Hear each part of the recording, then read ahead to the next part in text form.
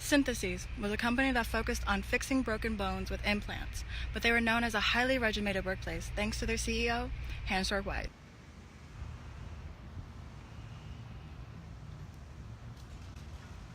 Why are these plates circular?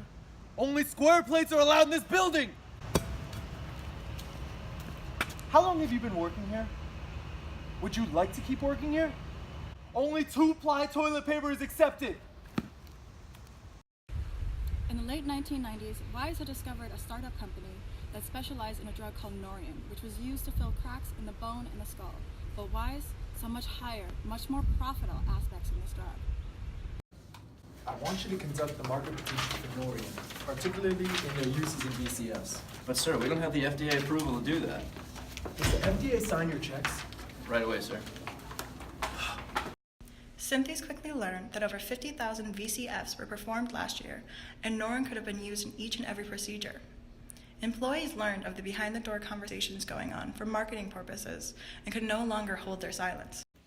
Dear Mr. Wyss, with all due respect for you and my job, I just wanted to ask why Synthes was conducting market research for the usage of Norian. We do not have FDA approval as well. I heard that we are looking for potential surgeons that would be interested in the drug, and I do not agree with these methods. We are prohibited from speaking to surgeons about this drug, and I fear for the future of our company. Hope to hear from you soon, Michael Sharp.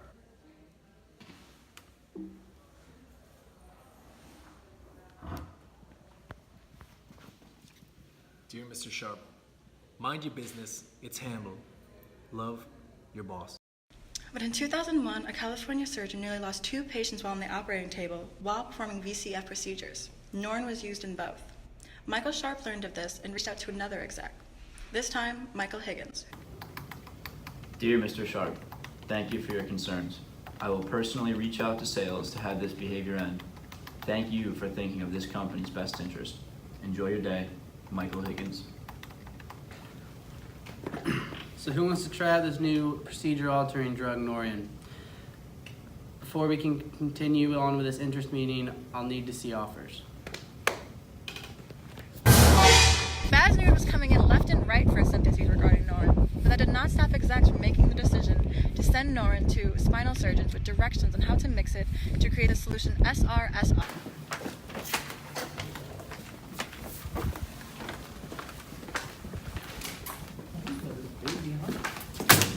We know what you're doing. We know you're sending Norian to surgeons with instructions on how to turn it into VCF. This is wrong. We're treading on thin ice. People could die. You may go. Excuse me? If you don't approve of the direction that this company is going in, which is forward I might add, you may leave. Your services are no longer needed.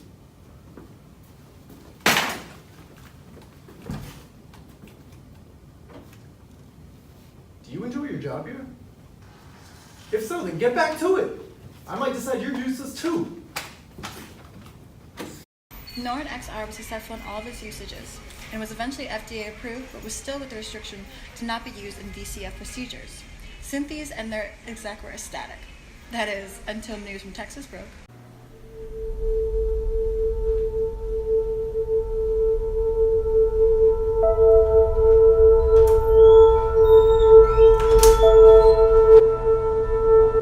So what exactly happened? I have no idea, honestly. Everything was going perfect in the procedure, and then 30 minutes in, his blood pressure just dropped off. Have you reported this? I should. Well, has an autopsy been performed? No, not yet, but... Then there won't be one.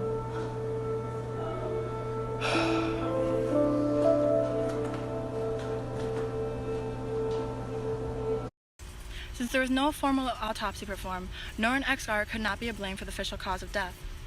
Syntheses continued to produce the drug and quickly sped up their task when they found out there was a multi-million-dollar revenue at stake, as well as 50% profit margins. Wyss saw dollar signs, but that wouldn't last for long. Sir. Sir. I'm sure I love money more, sir.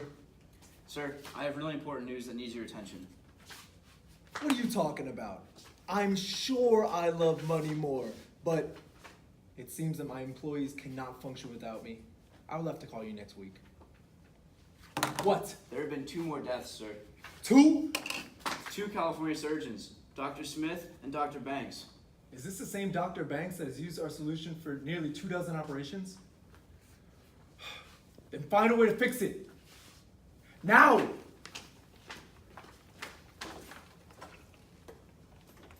Synthes had did its best to cover up the second and third death caused by Norrin XR, but in the spring of 2004, it finally caught back up with them.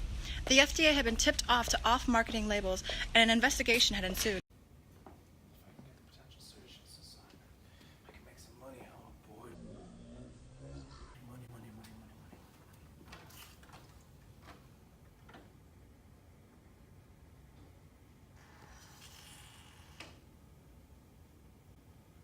In 2009, the company and 4 executives were charged for their crimes. How do you plead?